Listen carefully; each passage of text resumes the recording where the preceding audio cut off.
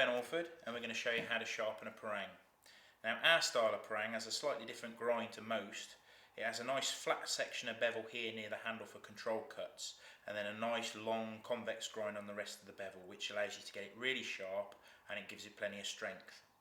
The technique that we're going to show you for sharpening is the same for all types of stone, but there are a variety available on the market.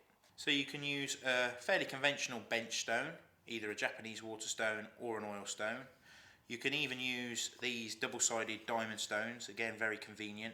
But the technique that we're going to show you is how to use really low-tech wet and dry sandpaper wrapped around a stick. This is 600 grit wet and dry, which leaves a semi-serrated edge on the actual parang, but I think that actually adds to the cutting ability of it, gives it a bit of extra bite. So the first step that we're going to do is we're going to get our marker pen and we're going to colour in the bevel again. The advantage of colouring in the bevel is it really shows us where we're removing the steel from the parang. So colour in the bevel, and then starting so that you're approaching from behind the cutting edge, we're going to lay the stick onto the bevel and then controlling the pitch. This is the important part, by controlling the pitch by using this hand, either lifting it up or dropping it down. What we're trying to do is we're trying to remove the back section of the bevel to start with, and then gradually increasing that angle until we remove the next section of pen. And all we do is we keep increasing that angle until we remove that last section of pen, and that means we're actually at the cutting edge. You can just see how that last little section of pen is removed from the convex part of the bevel. Now this section near the handle, that's almost flat. You'll find that you'll remove the pen almost straight away in one pass. Try and sweep all the way down. Now to do the other side, it's not a bad idea to again colour that bevel in, but we need to be a lot more careful now. If we approach the cutting edge like this, there's a big danger that we're either going to cut the sandpaper, or worst case we're going to cut our actual fingers.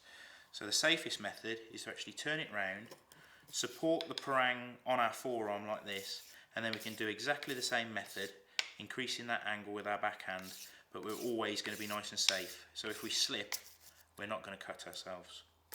So we've sharpened both sides and we're looking down the edge and we can almost see and feel that we've created a burr, so we know that we've got to that cutting edge.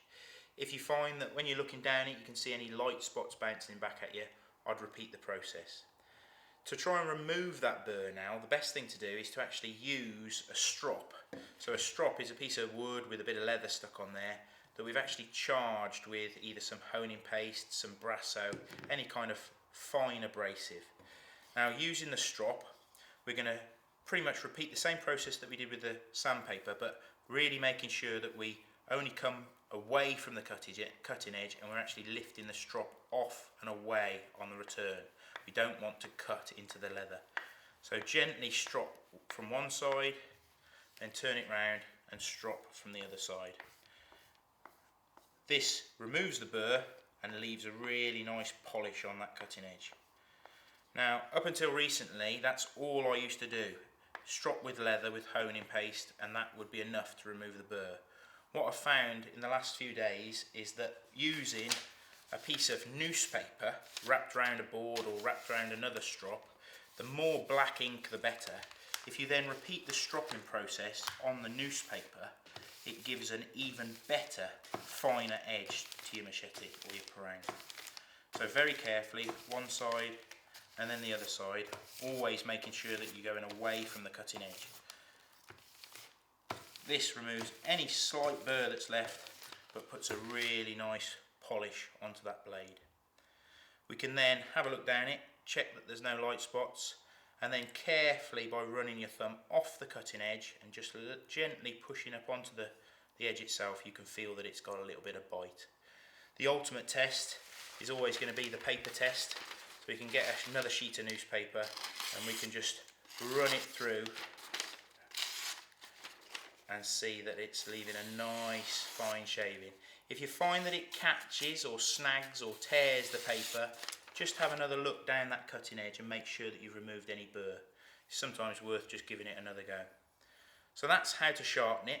Once you've got it nice and sharp, to prevent any corrosion, it's always a good idea just to apply a little bit of camellia oil, some sort of gun oil, just something to protect the steel from any moisture while it's in the sheath.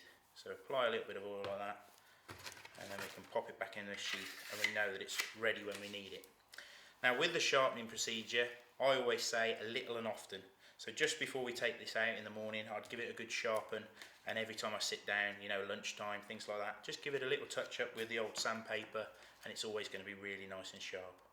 So I hope that helps, hope you find that useful, and if you like this video then subscribe to our channel.